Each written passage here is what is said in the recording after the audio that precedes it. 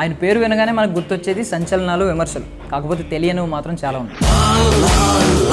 చిన్న negative talk వచ్చినా, చిన్న ట్రోలింగ్స్ వస్తున్నా చాలామంది మీడియాకి దొరకరు. బట్ మీరు ఓపెన్గా ఇంటర్వ్యూలు ఇస్తున్నారు. అన్ని ఏ ఛానల్ అడిగినా ఇంటర్వ్యూ ఇస్తున్నారు. భగవంతుడి రూపంలో ఉండే కృష్ణుడు, రాముడు లాంటి వారిని విమర్శించేటువంటి జనాలు మన దేశంలో తయారైన సందర్భంలో కోన్కిస్కాగాల్లో మనం ఎంత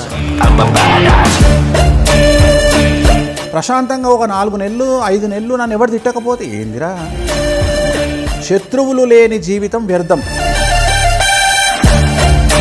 మీకు ఒక మనిషిగా ఎమోషన్స్, ఫీలింగ్స్ ఉండవా సార్? చామిర్పేట సిద్దిపేట హైవే మీద ఒంటి మామిడి అని ఉంటుంది. 12 గంటలకు పోయి శ్మశానంలో కూర్చొని అన్నం తినొచ్చింది. మీతో మంచిగా మాట్లాడితే నవ్వుతూ తీసుకెళ్ళిపోయి అంతా చెప్తారు, పాపం జాతకం చెప్పేస్తారు, ఇలాంటివి విన్నాను. ఎందుకంటే పేరుకే బ్రాహ్మడు కానీ నా అంత లత్కోరుగాడు ఇంకోటి ఉండడు. ప్రభాస్ గారి గురించి డౌట్లు ఏంటంటే కొంతమందికి ఏదో మీరు అటెన్షన్ కోరుకుంటున్నారని కొంతమంది అనుకుంటున్నారు. ఇంకొకటి ఏంటంటే ప్రభాస్ అంటే మీకు గిట్టదని అనుకుంటున్నారు. ప్రభాస్ గారికి నేనంటే ఇష్టం, నాకు ప్రభాస్ గారు అంటే ఇష్టం. డైలీ న్యూస్ ప్రేక్షకులకి స్వాగతం. ఆయన పేరు వినగానే మనకు గుర్తొచ్చేది సంచలనాలు, విమర్శలు. కాకపోతే తెలియనివి మాత్రం చాలా ఉన్నాయి. అవేంటో క్లుప్తంగా తెలుసుకుందాం ఈ ఇంటర్వ్యూలో. ఆయనే వేణుస్వామి మనతో పాటు ఉన్నారు. నమస్కారం సార్. వస్తున్నానా? ఓం నమో వెంకటేశాయ. ఓం నమో వెంకటేశాయ. సో ముందుగా అడగాల్సింది ఏంటంటే, చాలామంది అనుమానం ఏంటంటే, నేను ఒక సినిమా డైలాగ్ చెప్తాను సార్. ముందుగా ఆ గుండె బ్రతకాలరా అని ఒక డైలాగ్ ఉంటుంది సార్. మిమ్మల్ని చూసినప్పుడల్లా నాకు అదే అనిపిస్తుంది.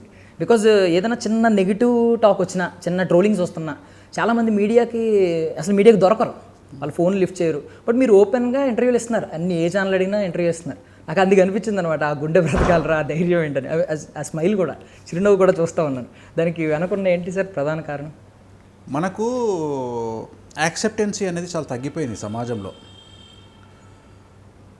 భగవంతుడి రూపంలో ఉండే కృష్ణుడు, రాముడు లాంటి వారినే విమర్శించేటువంటి జనాలు మన దేశంలో తయారైన సందర్భంలో కోన్కిస్కాగాల్లో మనం ఎంత.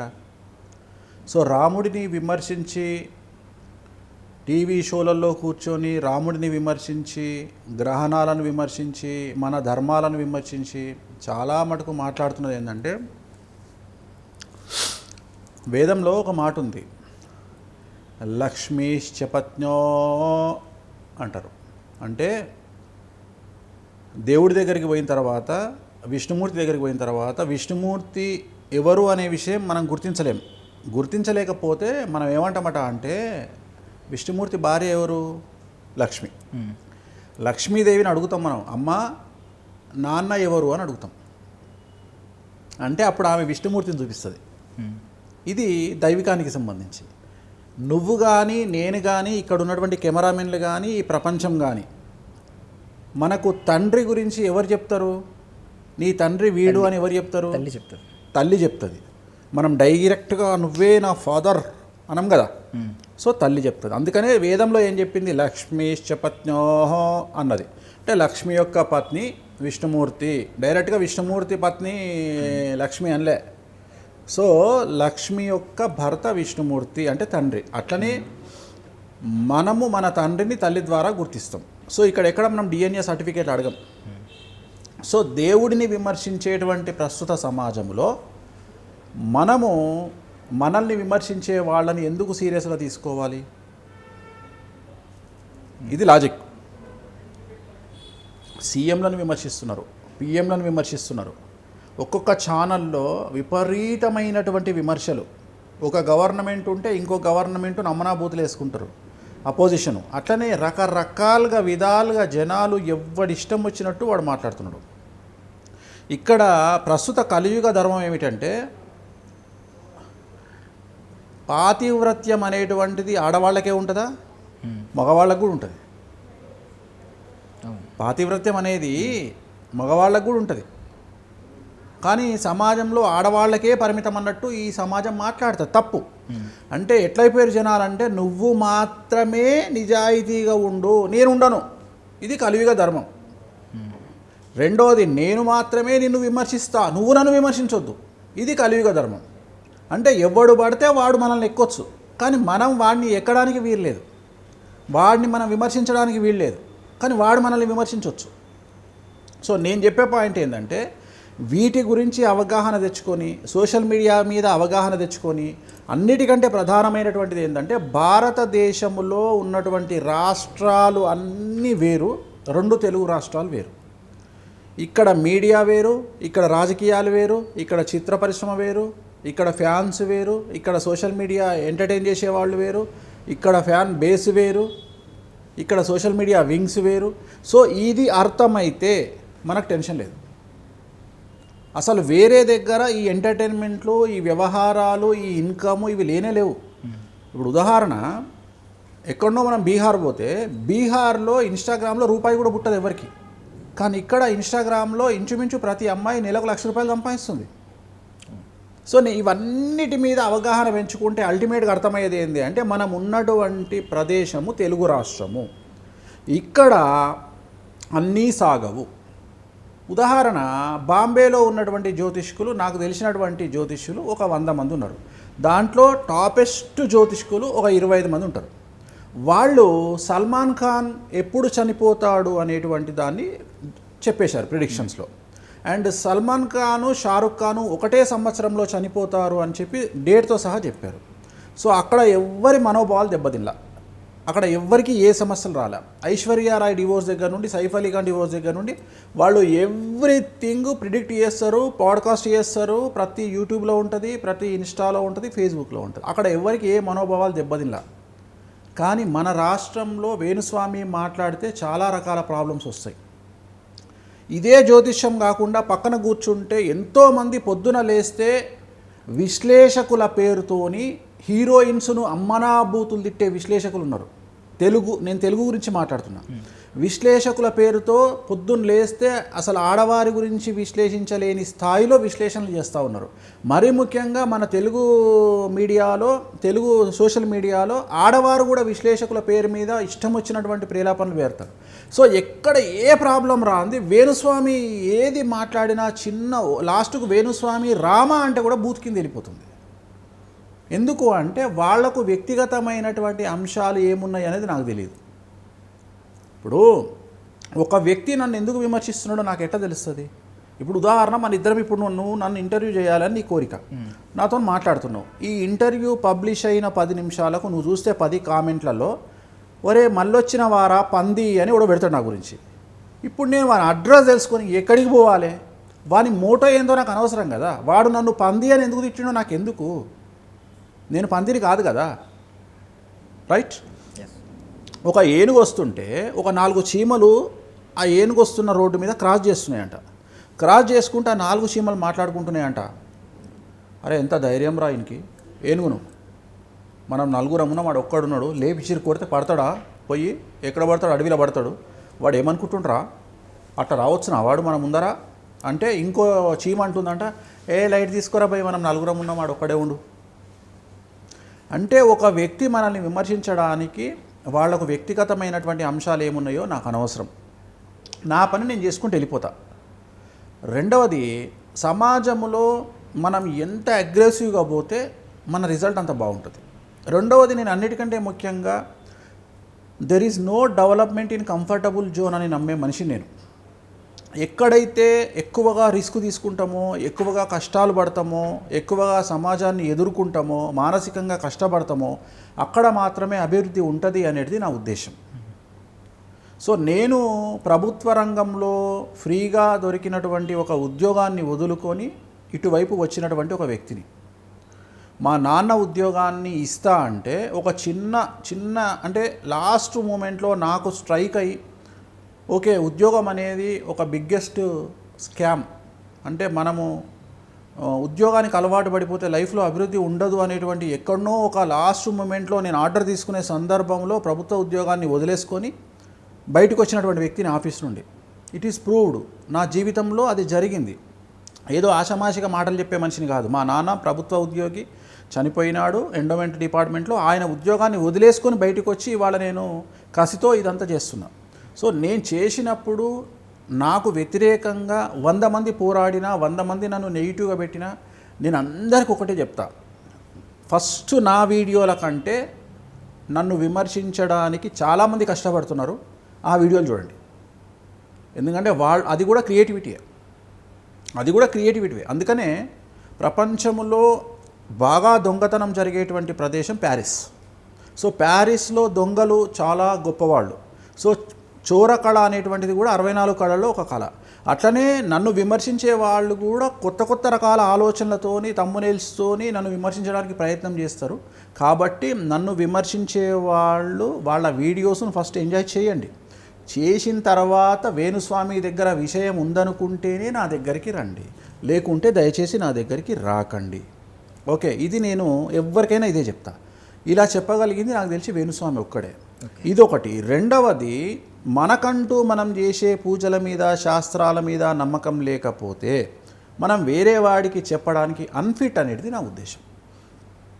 బట్టతల మీద వెంట్రుకలు మొలిపిస్తాము అని బట్టతల అసలు ఎంట్రుకలే లేదో టీవీలో కూర్చుంటే వాడిని ఎట్లా తిడతారో, నేను అమ్మవారిని నమ్ముతా కామాఖ్యాను, నేను వెంకటేశ్వర స్వామిని నమ్ముతా అని చెప్పి బిల్డప్లు ఇస్తే మరి నన్నే కాపాడలేనటువంటి సందర్భంలో ఆ ఇద్దరు దేవతలు ఉంటే నేను వేరే వాళ్ళకి ఏం ప్రామిస్ చేస్తా వీళ్ళు వచ్చి నేను కాపాడతారని. సో అందుకనే బ్లైండ్గా నేను నమ్మేది ఏంటంటే ఆ కామాఖ్య అమ్మవారు ఆ వెంకటేశ్వర స్వామి నన్ను నమ్ముతారు అని 24 గంటలు ఆలోచించే వ్యక్తిగా, నమ్మే వ్యక్తిగా నా పని నేను చేసుకుంటూ ధైర్యంగా ముందుకు వెళ్ళిపోతా. రెండవది, అందరి జాతకాలు చూసే వేణుస్వామికి తన జాతకం తెలుసు. రెండవది, కలియుగంలో మ్యాక్సిమం ఫేస్ చేసేది లీగల్ ఇష్యూస్. ఇంతకంటే ఏమీ ఉండదు. అల్లు అర్జున్ లాంటివాడే ఫేస్ చేసిండు. ఆఫ్టర్ ఆల్ వేణుస్వామి ఎంత. సో ఇవన్నీ ఏంటంటే ఇవన్నిటినీ మనం రియలైజ్ అయ్యి జీవితంలో ఇది అల్టిమేట్ అని తెలిస్తే భయమే ఉండదు. రెండోది, ఈ ప్రపంచంలో అతిపెద్ద లాస్ డెత్, దానికంటే ఏముండదు. సో ఈరోజు ఏదో కొంపలు మునుగుతాయి అని ఆలోచించే స్థాయిలో నేను లేను. ఎందుకంటే నా జీవితంలో ఒక 80 సంవత్సరాల లైఫ్ను నా లైఫ్లో చూసేసిన. నేను ఎంజాయ్డ్ అలాట్. సో అన్ని రకాలుగా నేను లైఫ్ని ఎంజాయ్ చేసిన. సో పోతే రేపటికి 2, అంతకు మించి అయ్యో ఈ కోరికలు నాకు ఉన్నాయి అనే ఫీలింగ్ నాకు లేదు. సో నేను అనేది అది. సో జియో దుగ్గున అంటే ఒక జీవితంలో 2 జీవితాలను ఎంజాయ్ చేయండి. అలాగే పేదవాడిగా పుట్టడం మన తప్పు కాదు, చావడం పేదవాడిగా మన తప్పు. సో అందుకని హ్యాపీగా లైఫ్ని ఎంజాయ్ చేయండి. కక్కుర్తిపడి డబ్బులు దాచుకోకండి, సెక్యూర్డ్గా ఉండండి. బట్ లైఫ్ను కోరికలు తీర్చుకోవడానికి డబ్బులు వాడండి, ఎంజాయ్ చేయండి. సో ఈ విమర్శలు ఇవేవి నన్ను ఎఫెక్ట్ చేయలేవు. రెండవది, అన్నిటికంటే ముఖ్యమైనటువంటి నీ ప్రశ్నకు నా సమాధానం, కొంతమందికి నెగిటివ్ అనేది చాలా ఎక్కువ పాజిటివ్ని ఇస్తుంది. అలాంటి జాతకం వేణుస్వామి. సో వేణుస్వామి జాతకంలో రాహు ఉచ్చ. సో వేణుస్వామి పబ్లిసిటీ పాజిటివ్గా వెళ్ళేదానికంటే నెగిటివ్గా వెళ్ళింది జనాలకు ఎక్కువ తెలుస్తుంది. నా సక్సెస్ రేటు నేను చెప్పినవి జరిగినప్పుడు నన్ను దేకని వాళ్ళందరూ నెగిటివ్గా విమర్శించినప్పుడు దేకుతున్నారు. సో ఇది నాకు ప్లస్ పాయింట్. అంటే ఉదాహరణ, నేను ఒక సినిమా సెలబ్రిటీస్ గురించి ఒక కపుల్ గురించి మాట్లాడినప్పుడు అది జరిగినప్పుడు ఏ ఒక్కడూ నాకు కిరీటం పెట్టలా, పూలదండేయలా, శాల్వ కప్పల. అది చరిత్ర, ఒక పెద్ద చరిత్ర నేను చెప్పింది. అంత పెద్ద ఇన్సిడెంట్ జరిగినప్పుడు కనీసం నా భుజం దట్టి వేణుస్వామి శభాష్ అన్నోడు ఎవడు లేడు. కానీ తదుపరి మాత్రము చాలామంది విమర్శించడానికి వచ్చిండ్రు. సో నేననే పాయింట్ ఏంటంటే నాకు ఇక్కడ నెగిటివ్లో వచ్చిన పేరు పాజిటివ్లో నాకు రాలేదే. సో అందుకనే నేనేం నమ్ముతా అంటే నాకు అలవాటైపోయింది ఏంటంటే ఒక 6 నెలలు ఖాళీగా కూర్చుంటే నన్ను ఎవడు గెలకపోతే కూడా నాకు డిస్కంఫర్ట్ ఫీల్ అవుతున్నా. అంటే అలవాటైపోయింది. అంటే ఎక్కడనో దగ్గర నెగిటివ్ ట్రోల్ చూడడం నాకు అలవాటైపోయింది. నన్ను ఎవడు ఎక్కకపోతే ఏందిరా అంత సాఫ్గా పోతుంది ఏందిరా అంటే, ఇప్పుడు మన బండి మంచి రన్నింగ్లో పోతుంటే తెలంగాణ రోడ్ల మీద కానీ ఇండియన్ రోడ్స్ మీద కానీ లగ్జరీ కార్ నువ్వు రేంజ్ రోవర్ వేసుకొని పోయినా కానీ దడ అంటది.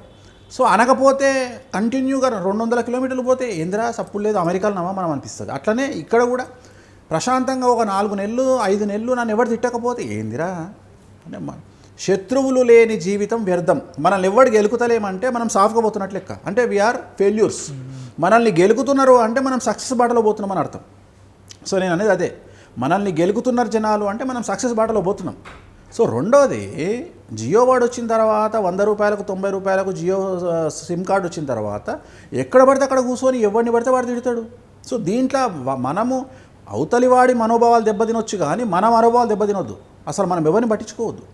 సో రేపు నువ్వు ఒక యాంకర్ కావచ్చు, నన్ను ఇంటర్వ్యూ చేస్తున్నావు. సో వితౌట్ రీజన్ ఇప్పుడు నువ్వు చేసే యాంకరింగ్లో నీదేమైనా తప్పుందా? లేదండి. కానీ నువ్వు అబ్జర్వ్ చేయి, కింద 40 కామెంట్లలో నువ్వు కూడా ఉంటావు. అరే నీకు వేణుస్వామి దొరికిండారా పిచ్చినా ఏదవా అని తిడతాడు. ఇప్పుడు నువ్వు దుకాణం బంద్ చేసి ఇంటికి పోతావా? లేదు నైస్, అర్థమైందా? అర్థమైంది. సో నేననే పాయింట్ ఏంటంటే ఎదుటివాడు మనల్ని గాల్చాలని ప్రయత్నం చేసే నిప్పుతో మనం చలిమంటేసుకోవాలి, ఎదుటివాడు మనల్ని కొట్టే రాళ్లతో ఇల్లు కట్టుకోవాలా. సో ఇవన్నిటినీ కలియుగంలో ఇవన్నీ జరుగుతాయి. ఇవన్నిటిని దాటుకుంటే పెద్ద పెద్ద వాళ్ళే సీఎంలు అయ్యిండ్రు, పెద్ద పెద్ద వాళ్ళు తోపులు అయ్యిండ్రు. నేను ఒక ఎగ్జాంపుల్ చెప్తా. 2000 కోట్లు సినిమా వసూలు చేస్తుంది, 3000 కోట్లు ఒక సినిమా వసూలు చేస్తుంది అని చెప్పుకునే హీరోల మెంటల్ స్టేటస్ ఏందో నీకు తెలుసా? ఒక సినిమా ఫెయిల్ అయితే వాళ్ళ పరిస్థితి ఏంది తెలుసా? 6 నెలలు వాళ్ళు ఇంట్లో నుండి బయటికి రాలేరు. అంటే వాళ్ళకు ఉండే ప్రెషర్ అలాంటిది. అలాగే ఒక సూపర్ స్టార్ హీరో కొడుకు తను హీరో అవ్వడానికి ఎంత స్ట్రగుల్ అవుతాడో తెలుసా? సో ఇవన్నీ కూడా ప్రెషర్స్. ఈ ప్రెషర్స్ని హ్యాండిల్ చేయలేక ఈ సమాజంలో చాలామంది జీవితాన్ని నాశనం చేసుకుంటున్నారు. సో 10 మందికి ఇన్స్పిరేషన్గా మిగిలాల్సినటువంటి వేణుస్వామి, 10 మందికి కౌన్సిలింగ్ ఇచ్చే వేణుస్వామి, 10 మందిని ముందుకు తీసుకెళ్లే వేణుస్వామి, ఒక హీరోనో ఒక హీరోయిన్నో పొలిటీషియన్నో ధైర్యంగా ఉండండి అని చెప్పి కౌన్సిలింగ్ ఇచ్చే వేణుస్వామి ఈ విమర్శలను పట్టించుకొని ఎందుకు వెనక్కబడిపోతాడు? ఈ విమర్శలను పట్టించుకొని ఎందుకు తలొగ్గుతాడు? రెండోది, నేను మహేష్ బాబు కనుక ఒక డైలాగ్ చెప్తాడు, ప్రపంచంలో శుద్ధపూసలు ఎవ్వరూ లేరు. అదే నమ్మే సిద్ధాంతం నాది. నేను నమ్మిన సిద్ధాంతం ఏంటంటే అసలు ఈ ప్రపంచములో మంచివాడు అనేవాడు లేడు. సో ఒకడిని చూసి మనం సిగ్గుపడే స్థాయిలో మనం లేము. సో ఎవ్వనికి వాడే దుర్మార్గుడు. సో అట్లాంటప్పుడు నేను ఒక్కడనే దుర్మార్గుడిని, నేను ఒక్కడిని వాడిని చూసి సిగ్గుపడాలి? వాడు నాకంటే దరిద్రమైన పనులు చేస్తున్నప్పుడు నేనెందుకు సిగ్గుపడతా? ఒక్కొక్క దగ్గర ఒక్కొక్క అస్త్రాలు ఉంటాయి, ఆ అస్త్రాలతో వాడు వాడతాడు. సో మనం చెప్పదలుచుకున్న పాయింట్ ఏంటంటే అన్నిటికీ జడ్జిమెంట్ ఇచ్చేది వెంకటేశ్వర స్వామి. ఎవ్వరెన్ని ప్రయత్నాలు చేసినా అల్టిమేట్ ఆయన చేతుల్లో ఉంటుంది, జాతకాల్లో ఉంటాయి. జాతకం బాగున్నంతసేపు ఎవరిని ఏమీ చేయలేరు. జాతకం బాగాలేకపోతే అల్లు అర్జున్ అయినా ఒకరోజు జైల్లో ఉండవలసిందే. సో ఇది నేను నమ్మేది. ఓకే. సో ఇప్పుడు మీరు చెప్పిన ఆన్సర్ మొత్తంలో చూస్తే చీమ ఏనుగు కథ చూస్తే అది మీ కాన్ఫిడెన్స్ కనిపిస్తుంది అందులో, అంటే మీ గట్స్ కనిపిస్తున్నాయి. ఇంకొకటి ఏంటంటే డోంట్ కేర్ అనే యాటిట్యూడ్ కూడా కనిపిస్తుంది. సో ఇవన్నీ పక్కన పెడితే మీకు ఒక మనిషిగా ఎమోషన్స్ ఫీలింగ్స్ ఇవి ఉండవా సార్? అంటే బేసికల్లీ అందరూ అనుకుంటూ ఉంటారు ఈయనకి భావోద్వేగాలు తక్కువేమో, అందుకే ఇంత నెగిటివిటీలో కూడా ఆయన ఎక్కడ కొంచెం ఎమోషనల్గా బాధపడినట్టు లోలో ఉన్నట్టు మాట్లాడిన సందర్భాలు కనిపించలేదు. సో దానివల్ల అనమాట. అండ్ ఇంకో క్వశ్చన్ అడుగుతున్నాను దీనిలోనే. సో వేణుస్వామి మాకు తెలిసినంతవరకు ఇందాక మాట్లాడుకున్నట్టు ఇంట్రోలో సంచలనాలు ఇవి అవి ఇలాంటివే వింటున్నాం. బట్ మాకు తెలియని వేణుస్వామి ఎవరు? డెఫినేషన్ చెప్పండి అసలు. సో నీ పేరేంది? దర్శన్ అండి. నాకు తెలిసి గత 10 సంవత్సరాల నుండి ఎవరు అడగని 3 ప్రశ్నలు అడిగినావు. Thank you sir. నువ్వు అడిగిన ప్రశ్నలు 10 సంవత్సరాల్లో ఎవరు అడగలేదు. రెండోది, ఇప్పుడు ఇంటర్వ్యూలు అంటే ఆన్ ది స్పాట్ బట్టలిప్పి ఉరిశిక్ష చేసి ఇంటికి వెళ్ళిపోయావు, నువ్వు వెళ్ళిపోవాలి. ఇప్పుడు ఇంటర్వ్యూలు అంటే అది అంటే ఇంటర్వ్యూ అంటే ఎదుటి వ్యక్తి దగ్గర ఉన్న సబ్జెక్టును బయటికి లాగడం కాదు, ఎదుటి వ్యక్తిని టార్గెట్ చేయాలి. అండర్వేర్తో సహా ఇప్పి మన దగ్గర గన్ను లేకపోతే రపరప కాల్చి ఉరేసి ఇంటికి వెళ్ళిపోవాలి. ఇది ఇంటర్వ్యూస్ లక్షణం, తెలుగు మీడియా లక్షణం. బట్ నువ్వు అడిగిన ప్రశ్నలు చాలా గొప్పవి. ఇప్పుడు నువ్వు 2 ప్రశ్నలు అడిగినావు. ఏం అడిగినావు చెప్పు. మళ్ళీ వేణుస్వామి అంటే తెలిసిన విధి, ఇందాక ఇంటర్వ్యూలో చెప్పినట్టు సంచలనాలు విమర్శలు ఇవి ఆయన ఏది కావాలితే అది మాట్లాడగలరు తెగుతో అని. దానికి ముందు ఇంకో ప్రశ్న అడిగాను. ఏంటంటే మీకు ఫీలింగ్స్ భావోద్వేగాలు ఉండవా? అంటే ఇంత జరుగుతున్న ఎమోషనల్ అవరా ఇప్పుడు? సో నేను అనే పాయింట్ ఏంటంటే ఎవడు పడితే వాడు నా భావోద్వేగాలను కానీ నా మూడ్స్ను కానీ కమాండ్ చేసే రైట్స్ నేను ఎవరికి ఇవ్వలే. అర్థమైందా? అంటే ఒక వ్యక్తి నన్ను ఒక చిన్న ఇన్సిడెంట్తో, రోడ్డు మీద జరిగే ఇన్సిడెంట్తో ఇమ్మీడియట్గా నేను కోపానికి రావడము, నేను ఎదుటి వ్యక్తి నన్ను మార్చగలిగింది, నా మూడ్స్ను బయటికి తీసుకురాగలిగింది ఓన్లీ కామెడీ. ఇది మాత్రమే. డైలీ ప్రతిరోజు ½ అవర్ ఇన్స్టాగ్రామ్స్లో రీల్స్ చూస్తా. ఎవరివి చూస్తా? కుంభమేళాల మొనాలిసా వీడియోలు, ఉప్పల్ బాలు వీడియోలు, అగ్గిపేటే మచ్చా వీడియోలు. సో ఎంటర్టైన్మెంట్, నవ్వుకోవడానికి వీలుగా ఉండే వీడియోలు మాత్రమే చూస్తా. అలాగే నాకంటూ ఒక ఫోల్డర్ ఉంటుంది, మేమ్స్ ఫోల్డర్ అని పెట్టుకుంటా నా ఫోన్లో. సో అవి రాగానే డౌన్లోడ్ చేసుకుంటా. ఇన్స్టాలో నన్ను ఎవరైనా తిట్టగానే డౌన్లోడ్ చేసి ఆ ఫోల్డర్లో పెడతా. యూట్యూబ్లో ఎవరైనా సేవ్ చేసి పెట్టుకుంటా. నన్ను తిట్టిన వీడియోలు అన్నీ చూస్తుంటా. చూస్తే నాకు ఒక ధైర్యం, ఎందుకంటే నా ప్లస్ పాయింట్, నా బలము నా శత్రువులు. వాళ్ళు లేకపోతే వేస్ట్. మన మైండ్ దొబ్బుతుంది, శత్రువులు లేని జీవితం దొబ్బుతుంది. సో ఈ భావోద్వేగాలన్నిటికీ మూలమైన విషయం ఏంటంటే, ఎవడు పడితే వాడు వచ్చి ఏదో జరిగిన ఇన్సిడెంట్కు నేను రియాక్ట్ ఎందుకు అవ్వను అంటే, నేను ఆస్ట్రాలజర్ అని 100% నమ్మిన కాబట్టి, ప్రతి ఇన్సిడెంట్కు గ్రహాలే కారణమని నమ్ముతా కాబట్టి, చివరికి ఒక వ్యక్తి నన్ను విమర్శించినా దానికి గ్రహాలే కారణమని నమ్ముతా కాబట్టి, ఇది మనుషుల తప్పు అని నేను భావించను. ఒక వ్యక్తి స్పీడ్గా పోయి యాక్సిడెంట్ చేసినా, ఒకడు స్లోగా పోయి వెనక నుండి వచ్చి ఇంకోటి గుద్దినా, ఏదైనా గ్రహాల కారణమే. సో అలా ఆలోచించే వ్యక్తిని. ఇప్పుడు దర్శన్ అనే వ్యక్తి ఇంటర్వ్యూ చేస్తుంటే నాకేం కనిపిస్తుంటుంది అంటే, దర్శన్ ఫ్యూచర్లో ఏమవుతాడు కావచ్చు, ఛానల్ ఓనర్ అవుతాడా, యూట్యూబ్ ఛానల్ పెడతాడా, ఇంకేమవుతాడు అని ఆ గ్రహాలు కనిపిస్తుంటాయి తప్ప దర్శన్ కనిపించాడు. అట్లనే ఎవరో ఒకళ్ళు ఏదో తప్పు చేసినంత మాత్రం, నేను అసలు తప్పు చేస్తే నేను మనిషిని తిట్టాను. నేను నా దగ్గర పనిచేసే స్టాఫు, ఇప్పుడు ఉదాహరణ నా దగ్గర వాచ్మెన్ ఉన్నాడు, వాచ్మెన్ తప్పు చేస్తే నేను ఫీల్ అవ్వను. ఎందుకు తెలుసా? ప్రతి ఒక్కడు ఏం ఫీల్ అవుతారంటే, మన ఐక్యూ లెవెల్కు వాచ్మెన్ రావాలని కోరుకుంటారు. అది తప్పని నేనంట. వాడు ఐక్యూ లెవెల్ అక్కడ ఉంది కాబట్టే వాడు వాచ్మెన్ అయ్యాడు. సో నువ్వేం చేస్తున్నావు? వాడిని నీలో తెచ్చుకొని నువ్వు చూస్తున్నావు, అరే నువ్వెందుకు అవుతావురా వాచ్మెన్, నేను ఎందుకైతే వాచ్మెన్, నేను వాచ్మెన్ కాదు కదా. సో నేను వాచ్మెన్ లాగా చూడగలిగినప్పుడు వాడు చేసిన తప్పు నాకు తప్పుగా కనిపించదు. అర్థమైంది? లాజిక్ అర్థమైంది కదా. సో ఒక డ్రైవర్, నా కారు డ్రైవర్ తప్పు చేసినప్పుడు నాకు తప్పు కనిపించదు, ఎందుకంటే కారు డ్రైవర్ వాడు అట్లనే చేస్తాడు, వాడు ఐక్యూ అదే. సో నేను వాడిని నా లోపల వేణుస్వామి లెవెల్కు కార్ డ్రైవర్ని తెచ్చి పెట్టుకున్నప్పుడు నాకు సమస్య వస్తుంది. నాకు ఎక్స్పెక్టేషన్స్ లేవు. వాళ్ళు అట్లా బిహేవ్ చేస్తే వాళ్ళ జాతకాన్ని బేస్ చేసుకొని నేను తప్పు పట్టను వాళ్ళను. ఎవడి ప్రొఫెషన్ వాడిది, వాడు ఐక్యూ లెవెల్లో వాడే ఉంటాడు, నా ఐక్యూ లెవెల్లో నేనే ఉంటా. అందుకని నేను వీటిని తీసుకొని ఆనందపడము. ఇప్పుడు ఒక సక్సెస్ వచ్చింది, నేను ఆనందపడా, ఎందుకంటే నాకు తెలుసు తర్వాత ఏముంటుంది. ఆ సక్సెస్ను నిలుపుకోవడం చాలా కష్టం. ప్రపంచంలో భారతదేశంలో 3 విషయాలు చాలా ఈజీ, అవే విషయాలు చాలా కష్టం. 1 అమ్మాయిని ప్రేమించడం అంటే పడేయడం, 2 డబ్బు సంపాదించడం, 3 సెలబ్రిటీ స్టేటస్ తెచ్చుకోవడం. అమ్మాయి ఎక్కడ టెన్షన్లో ఉంది అనేది ఆలోచన చేసి కరెక్ట్ పాయింట్లో కొడితే అమ్మాయి పడిపోతుంది. డబ్బు సంపాదించడానికి మంచి మార్గం ఎన్నుకొని సోషల్ మీడియాని ఎన్నుకుంటే డబ్బులు వస్తాయి. అట్లనే సెలబ్రిటీ స్టేటస్, మంచిగా కుక్కడపల్లి ఏరియాకు పోయి ఒక కుక్కను గరిచినావంటే, నువ్వు గర్వాలే కుక్కను అది కాదు, నువ్వు కుక్కను గరిచినావు అనుకో అన్ని ఛానల్ చూపిస్తాయి. సో సెలబ్రిటీ స్టేటస్ అవ్వడం 5 నిమిషాల పని. కానీ వీటిని నిలుపుకోవడం కష్టం. వీటిని నిలుపుకోవడమే కాదు, డబ్బును కాపాడుకోవడం కష్టం, సెలబ్రిటీ స్టేటస్ని కాపాడుకోవడం కష్టం, అట్లనే అమ్మాయిని, భార్యగా వచ్చిన అమ్మాయిని కాపాడుకోవడం కష్టం. సో కలియుగంలో ఇవి చాలా ఈజీ. సో ఇవన్నిటి మీద కమాండింగ్ ఉన్న వ్యక్తిగా మనం కూల్గానే ఉంటాం. ఎందుకు ఉండం? ఎంతోమంది భావోద్వేగాలను నేను కంట్రోల్ చేయాలి, నేనే కంట్రోల్. ఉదాహరణ, నా దగ్గరకు వచ్చే ఒక అమ్మాయి బాధపడుతుంది, తను లవ్లో ఫెయిల్ అని ఏడుస్తుంది. ఒక సినిమా ఛాన్స్ చేతిదానిగా వచ్చిపోయిన ఒక అమ్మాయి ఏడుస్తుంది.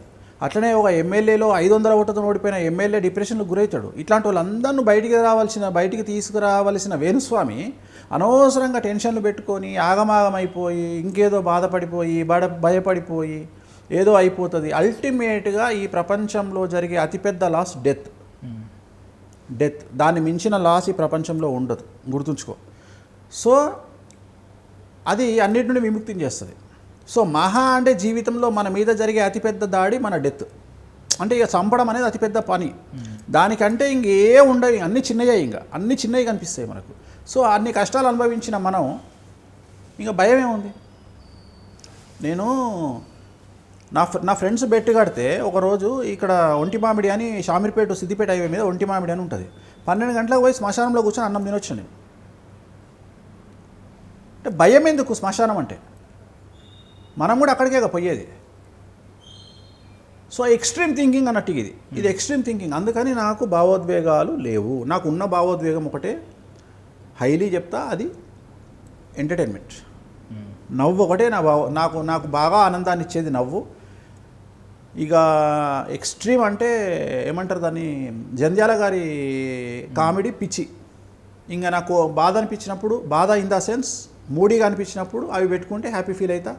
రాత్రి పడుకునేటప్పుడు ఇళయరాజా పాటలు లేదా భజన్స్, అనూప్ జలోటా భజన్స్ పెట్టుకుంటా, వెరీ హ్యాపీ. ఇంకా ఎక్కువ బాధ అనిపిస్తే తిరుపతి వెంకటేశ్వర దగ్గరికి పోయి ఎదురుగా బ్రహ్మాండం ముందర కూర్చొని ఆ మెట్ల మీద కూర్చుంటా. చాలు, ఇంకా నాకు అది ఎనర్జీ బూస్టర్, ఇంక అంతకంటే నాకేం లేదు. సో ఇప్పుడు మీరు చెప్తున్నంతసేపు వింటుంటే మీకు చాలా స్థితప్రజ్ఞత ఉంది. అంటే ఇలాంటి చిన్న చిన్న ఎమోషన్స్కి ఎక్కడ ట్రిగ్గర్ అవ్వట్లేదు. బట్ థింగ్ ఏంటంటే మీ గురించి ఇంకొక కమెంట్ విన్నాను నేను. ఏంటంటే మిమ్మల్ని పడేయడం ఈజీ అని చెప్పి విన్నాను. అంటే మీతో మంచిగా మాట్లాడితే నవ్వుతూ తీసుకెళ్ళిపోయి అంతా చెప్తారు, పాపం జాతకం చెప్పేస్తారు, ఇలాంటివి విన్నాను. ఫ్రీగా నాకు ఆ క్లారిఫికేషన్ ఎక్కడ వచ్చిందంటే ఆ ఆడియో కాల్ అది మీరు పబ్లిక్లో చెప్పింది కాదు, ఒక వ్యక్తికి చెప్పారు. ఆమె లీక్ చేయకపోతే అది లీక్ అయ్యే సమస్య లేదు. సో ఖచ్చితంగా మీరు నమ్మినట్టే, గుడ్డిగా నమ్మినట్టే. సో ఈ కమెంట్ గురించి ఏం చెప్తారు? ఏం లేదు, ఇక మీదట నమ్మని అది కూడా. ఇక మీదట లైఫ్లో నాతో నేను నిజమైన వ్యక్తులను కూడా నమ్మా, నిన్ను కూడా నమ్మా. ఓకే. ఇప్పుడు ఇట్లాంటివి జరగడం వల్ల ఏమవుతుంది అంటే నా జీవితంలో నమ్మకాన్ని జనాలు కోల్పోతారు. నాకు వచ్చే నష్టం ఏం లేదుగా. ఇప్పుడు నువ్వు బాత్రూంలోకి ఎంటర్ అయ్యి, బెడ్రూమ్లోకి ఎంటర్ అయ్యి, చివరికి నా రూమ్లోకి ఎంటర్ అయ్యి నువ్వు చేయగలిగింది అదే. నా దగ్గర ఇప్పుడు ఉదాహరణ, నువ్వు నన్ను టార్గెట్ చేస్తే నిన్ను టార్గెట్ చేయడానికి 100 మార్గాలు ఉన్నాయి. కానీ నేను టార్గెట్ చేయాలనుకోవట్లా. నీ వెనకాల వచ్చే టైం నాకు లేదు. ఫస్ట్ నీ వెనకాల వచ్చే టైం నాకు 190 వ్యాపకాలు ఉన్నాయి. నా పని ఒకటే, జ్యోతిషం చెప్పుకోవాలి, మిగిలిన పనులు చేసుకోవాలి, టైం దొరికితే స్విమ్మింగ్ చేయాలి, టైం దొరికితే దేశానికి ఏదైనా దేశం తిరగాలి, ఎంజాయ్ చేయాలి, లైఫ్ను ఎంజాయ్ చేయాలి. ఇంతేగాని కట్టెబెట్టాలి, గుంజాలి, కిందికి లాగాలి, నాకు ఇవన్నీ లొల్లి లేవు. నాకు ఎవ్వరి మీద లొల్లి లేదు. నా పనేందో నేను చేసుకుంటా. నేను ఎప్పుడు రియాక్ట్ అవుతా అంటే నువ్వు నన్ను కొట్టడానికి గనక నా దగ్గరకు వస్తే అప్పుడు ఒరిజినల్ క్యారెక్టర్ వేణుస్వామిది బయటకు వస్తుంది. అప్పటిదాకా వేణుస్వామి క్యారెక్టర్ యాస్టీజ్గా ఆస్ట్రాలజర్గానే పోతుంది. నువ్వు ఏమన్నా నా దగ్గర దాడి చేసుడు, నన్ను ఏదన్నా పర్సనల్గా డిస్టర్బ్ చేసే ప్రయత్నం చేస్తే మాత్రము భావోద్వేగాలకు అమ్మ మూడు వస్తాడు సీన్లకు. ఎందుకంటే పేరుకే బ్రాహ్మడు కానీ నా అంత లత్కోరుగాడు ఇంకోడు ఉండడు. ఎందుకంటే తెలంగాణ నుండి వచ్చినటువంటి వ్యక్తిగా రఫ్ అండ్ టఫ్ క్యాలిక్యులేషన్ పరంగా అది నా యాటిట్యూడ్. కానీ నేను అసలు పట్టించుకోను. నేను శత్రువుగా భావించాలంటే కూడా ఒక స్థాయి కావాలని కోరుకునే వ్యక్తిని నేను. రెండోది, నువ్వు అన్న వాటిల్లో నేను డబ్బుకు విలువయ్యను. అంటే డబ్బు ఫకర్ నా దగ్గర చూపిస్తే నేను నా విద్యా ఫకర్ చూపిస్తాను. ఉదాహరణ, నీకు 2 లక్షలు ఇస్తాం, మా ఇంటికి వచ్చి జాతకం చెప్పు అంటే నీ 2 లక్షలు వద్దు, నువ్వు వద్దు పో అంట. అంటే 2 లక్షలు నువ్వు వద్దనగలిగిన శక్తి నా దగ్గర ఉంది. అది నా యాటిట్యూడ్. ఎందుకంటే నేను నేర్చుకున్న విద్య నాకు ఇంకెక్కువ యాటిట్యూడ్ ఇస్తుంది. సో నేను యాక్చువల్గా ఈ జ్యోతిష్యానికి వచ్చిన కారణమే 10 మందితో దండం పెట్టించుకోవాలి, నమస్కారం పెట్టించుకోవాలి అనే కోరికతో దీంట్లోకి వచ్చిన నేను. మా నాన్న తెలంగాణలో పెద్ద పూజారిగా చాలా ఫేమస్. మా నాన్న ఎదురుగా నడుచుకుంటూ వస్తే జనాలు ఎవరు ఎదురుగా వచ్చేవాళ్ళు కాదు. సో ఆయనను ఇన్స్పిరేషన్గా తీసుకొని నేనేమనుకున్నా అంటే ఇలా బతకాలి మనం లైఫ్లో, ఒక నమస్కారం పెట్టించుకోవడం వరకే మనం బ్రతకాలి. రెండోది, మొదటి నుండి నా సింగిల్ పాయింట్ ఏంటంటే డబ్బే. నేను బంధాలను వీటిని నమ్మే వ్యక్తిని కాదు. నా ఇంపార్టెన్స్ భార్యాభర్తలు ఇద్దరికే ఇంపార్టెన్స్ ఇస్తాను. ప్రపంచంలో ఎవరికి ఇంపార్టెన్స్ ఇయ్యను. నేను తల్లి, తండ్రి, కొడుకు, అన్న, చెల్లి, తమ్ముడు ఎవరికి ఇంపార్టెన్స్ ఇయ్యా, ఏ బంధాలకు ఇంపార్టెన్స్ ఇయ్యా, నమ్మొద్దని చెప్తా. నేను చెప్పేది ఒకటి, నిజాయితీగా ఉండండి, భార్యాభర్తలు ఇద్దరే అని చెప్తా. వేరే వాళ్ళని ఎవరిని నమ్మొద్దు. తల్లిదండ్రుల మీద బాధ్యత ఉండాలి, పెళ్ళాం మీద ప్రేమ ఉండాలి, పిల్లల మీద బాధ్యత ఉండాలి. సో ఇంత అన్నిటి మీద క్లారిటీ ఉండి అన్నిటి గురించి అవగాహన ఉన్న వ్యక్తిగా నేను ఎక్కడైనా మిస్టేక్ చేస్తే ఒక వ్యక్తి నన్ను నమ్మినప్పుడు చాలా ఈజీగా నేను మాట్లాడుతుండొచ్చు. నేను మాట్లాడినంత మాత్రాన నేనేం తప్పులు మాట్లాడట్లా. నేను ఆన్ స్క్రీన్ మాట్లాడిందే నిన్న ఆడియోలో కూడా ఉంది. నేను 3 సంవత్సరాల కింద టీవీలో చెప్పిందే నిన్న ఉంది, కొత్తగా చెప్పిందే లేదు అక్కడ. కానీ అట్లాంటి వాటిని చేయడం వల్ల నెక్స్ట్ టైం నేను వేరే వాళ్ళని నమ్మకుండా అయిపోతాను. నా తర్వాత నెక్స్ట్ వచ్చిన వాళ్ళని నేను నమ్మకుండా అయిపోతాను. ఇవాళ నువ్వు ఈ వీడియో ఆపేసిన తర్వాత నాతో మాట్లాడుతుంటే నేను నీకు అవకాశం ఇయ్యా. అది నాకు వచ్చే నష్టం ఏం లేదు. ఇప్పుడు నాకు దూరంగా పోయే నన్ను కట్టడి చేసే జనాల వల్ల, కట్టడి చేయడం వల్ల నా దగ్గరికి రాని వాళ్ళకు సమస్య తప్ప నాకు కాదు కదా. నాకు సమస్యనే లేదు, నేను మాట్లాడాల్సిన పనే లేదు. ఇప్పుడు నేను ఇదే నిర్ణయం ఇప్పుడు ఇవాళ మాట్లాడినా మళ్ళా సంవత్సరం వరకు నేను మాట్లాడదలుచుకోలేదు. అంటే మళ్ళీ నెక్స్ట్ ఉగాది వరకు నేను మాట్లాడనిగా ఈసారి. అంటే నేను తీసుకున్న నిర్ణయాలలో ఒక నిర్ణయం ఏంటంటే ఈ ఉగాదికే మాట్లాడతా. 10 ఛానల్లో 11 ఛానళ్ళకో ఇచ్చేస్తా, ఇంటర్వ్యూ క్లోజ్ చేసేస్తా. మళ్ళీ నెక్స్ట్ ఇయర్ వరకు ఇక నేను ఎక్కడ జ్యోతిష్యానికి సంబంధించిన డిస్కషన్ చేయొద్దు అని ఫిక్స్ అయినా. అంటే తెలుగుకు సంబంధించి. బట్ బాలీవుడ్కు నా నెక్స్ట్ వీడియోలన్నీ బాలీవుడ్ మీదనే ఉంటాయి. ఇప్పుడు నేను పెట్టబోయే నెక్స్ట్ ఆస్ట్రాలజీ షారుఖ్ ఖాన్, సల్మాన్ ఖాన్ గురించే ఉంటుంది. సో నా టార్గెట్ అంతా బాలీవుడ్డే. ఇక నేను ఇక్కడ తెలుగుకు సంబంధించిన వీడియోలు చెప్పను, ఇక సంవత్సరం వరకు పెట్టను. మళ్ళీ నెక్స్ట్ ఇయరే మనం కలుస్తాం. సో అప్పుడు ఇక నాకు రిస్కే లేదు కదా, నేను మాట్లాడడానికి అవకాశమే లేదు. నా పనులు నేను చేసుకుంటూ వెళ్ళిపోతాను. యా బేసికల్లీ ప్రభాస్ గారి గురించి డౌట్లు ఏంటంటే కొంతమందికి ఏదో మీరు అటెన్షన్ కోరుకుంటున్నారని కొంతమంది అనుకుంటున్నారు. ఇంకొకటి ఏంటంటే ప్రభాస్ అంటే మీకు గిట్టదని అనుకుంటున్నారు. బట్ మీరు కొన్ని ఆన్సర్స్ నేను క్యాల్కులేట్ చేసుకుంటే యోగి సినిమాకి మీరే చేశాను అంటున్నారు. సో గిట్టదు అనేది కొంచెం రాంగ్ ఏమో అనిపిస్తుంది ఈ కేసులో. అంటే మీరు మాట్లాడిన సందర్భాలు కూడా ఉన్నాయని షేర్ చేసుకుంటున్నారు అప్పుడు. చాలా ఇష్టం నాకు. సో మీరు మాట్లాడిన సందర్భాలు కూడా ఉన్నాయి కాబట్టి ప్రభాస్ అంటే ప్రభాసు నాది ఇంచుమించు సేమ్ మెంటాలిటీ. ఇంకొక విషయం చెప్తా, నన్ను బాగా డిమోట్ చేయడానికి డ్యామేజ్ చేయడానికి మన ప్రయత్నం జరిగినప్పుడు ఆగస్ట్ సెప్టెంబర్లో ప్రభాస్ నాతో అన్న మాట ఏంటంటే, Guruji any publicity is good publicity అని చెప్పారు. జనరల్గా నేనే చాలామందికి మోటివేట్ చేస్తాను, అట్లాంటిది ఆయన నన్ను మోటివేట్ చేశారు. ఇప్పుడు నేను చెప్పేదాన్ని నేను నెగిటివ్ని చెప్తున్నా అంటే నీకు జరగబోయే నష్టం గురించి ముందే హెచ్చరిస్తున్నా అనేది ఆయనకు అర్థమైంది. అందరు అట్లా తీసుకుంటారని గ్యారంటీ లేదు. చాలామంది సొల్లు పురాణం చెప్పాలి పాజిటివ్గా అనుకుంటారు. నిన్న ఎవరో ఒక అమ్మాయి ఒక వీడియోలో నన్ను విమర్శిస్తుంది, నాది మీనరాశి, నా జీవితం ఎప్పుడు అట్లనే ఉంటుందా? గత 2.5 సంవత్సరాల నుండి మీనరాశి వారికి అలాగే ఉంది, ఇప్పుడు కూడా అలాగే ఉంటుంది, రాబోయే 5 ఏళ్ళు అలాగే ఉంటుంది. అది వేణుస్వామికి మీనరాశి మీద కోపం కాదు, శని మీనరాశిలో కూర్చున్నాడు, నేనేం చేయలేను, ఉన్నది నోటి చెప్పాలి. అట్లనే ప్రభాస్ గారి జాతకాన్ని చెప్పినా, ఏ హీరో జాతకాన్ని చెప్పినా, ఏ పొలిటీషియన్ జాతకాన్ని చెప్పినా గ్రహాలను బేస్ చేసుకొని చెప్తా తప్ప వ్యక్తిగతంగా నేను చెప్పను. సో నన్ను అర్థం చేసుకునే స్థాయి వాళ్ళకు ఉంది, ప్రభాస్ గారికి ఉంది ఆ స్థాయి. ప్రభాస్ గారు నన్ను అర్థం చేసుకున్నారు. సో నా ఇన్స్పిరేషన్, నేను పెట్టుకునే ప్రతి కళ్ళద్దానికి ప్రభాస్ గారే ఇన్స్పిరేషన్. ఇప్పుడు నా ఎయిమ్ ఏంటంటే ప్రభాస్ గారు ఏ కళ్ళద్దం పెట్టుకుంటే ఆ స్పెట్స్ నేను కొనుక్కోవాలని కోరుకుంటా. సో దానికోసం నేను ఏ కంట్రీకి వెళ్ళినా ఆ కంట్రీలో దాని గురించి ఎతుకుతా, ఫోటో తీసుకొని ఆయన ఫోటో పెట్టుకొని ఎతుకుతా. సో ఆ విషయం జనాలకు తెలియకపోతే మనం ఏం చేస్తాం? సో చాలామంది ఇప్పుడు బయట చాలామంది ఫ్యాన్స్ కొట్టుకుంటారు, బట్ చాలామంది హీరోల ఫ్రెండ్స్.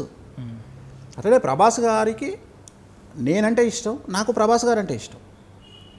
ఆయన ఫస్ట్ రాఘవేంద్ర నేనే ముహూర్తం పెట్టిన, ఈశ్వర్ నేనే ముహూర్తం పెట్టిన, యోగి ప్రభాస్ గారిది నా last cinema.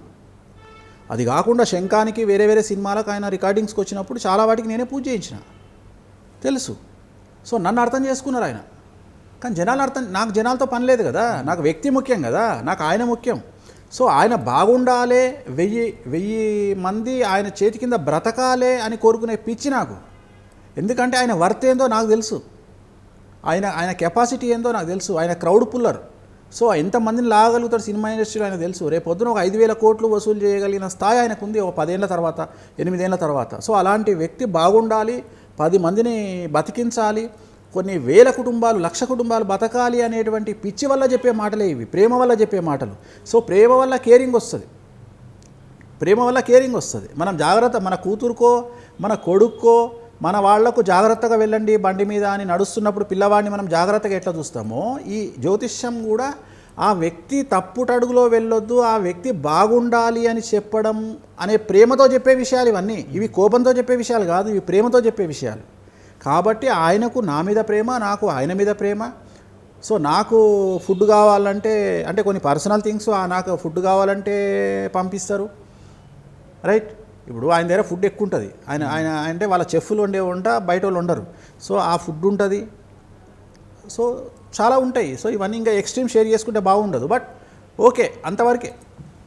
Thank you sir, thank you so much మీ విలువైన సమయాన్ని ఇచ్చినప్పుడు. ఓం నమో వెంకటేశాయ.